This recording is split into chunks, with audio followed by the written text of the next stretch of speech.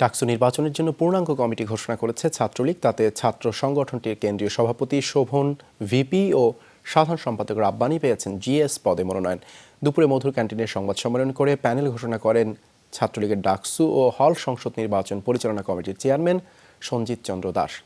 এদিকে আদিবাসী শিক্ষার্থীরা ডাকসুতে তাদের প্রতিনিধি চেয়ে সংবাদ সম্মেলন করেছে। প্যানেল ঘোষণা করেছে ছাত্র মৈত্রীও। তবে ৭ দফা দাবিতে ভিসির কার্যালয়ের সামনে অবস্থান কর্মসূচি পালন করেছে ছাত্রদল। ডাকসু নির্বাচনের ভিপি, জিএস ও এজিএস সহ ২৫ সদস্যের প্যানেল ঘোষণা করেছে ছাত্রলীগ। সেখানে ছাত্রলীগের কেন্দ্রীয় ২ শীর্ষ নেতা ভিপি জিএস আর বিশ্ববিদ্যালয়ের সাধারণ সম্পাদক সাদ্দাম পেয়েছেন ডাকসুর এজিএস পদ।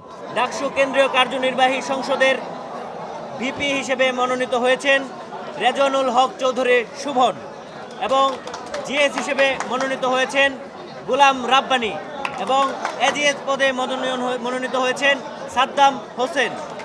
একই সাথে নাম ঘোষণা করা হয় ১৮টি হলের ভিপিজিএস পদে। হলে মোট ১৩টি পদে ভোট হবে। ডাকসু নির্বাচনের জন্য ছাত্রলীগ পূর্ণাঙ্গ প্যানেল ঘোষণা করেছে, তবে হল পর্যায়ে এখনও পূর্ণাঙ্গ প্যানেল ঘোষণা করেনি। ছাত্রলীগ আশা করছে ১১ই মার্চ নির্বাচনে তাদের নিরঙ্কুশ বিজয় হবে। ছাত্র মৈত্রী ডাকসু নির্বাচনের জন্য পূর্ণাঙ্গ প্যানেল ঘোষণা করেছে। আর ডাকসুতে প্রতিনিধি রাখার দাবি জানিয়েছেন ক্ষুদ্র নৃগোষ্ঠীর শিক্ষার্থীরা।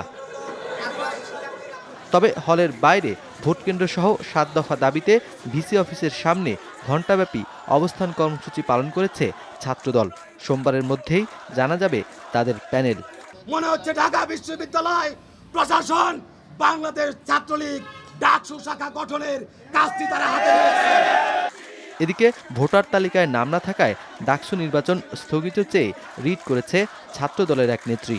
মূল ভোটার তালিকা প্রকাশ করেছে ২০শে ফেব্রুয়ারি, তারপরে ৩ দিন বন্ধ ছিল, আসার মতো কোনো ওয়ে ছিল না, এই জন্য আজকে এসেছি।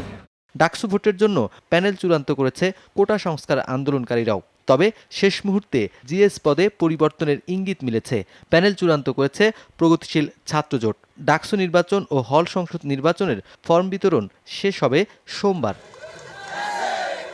নূর নবী সরকার, যমুনা নিউজ, ঢাকা।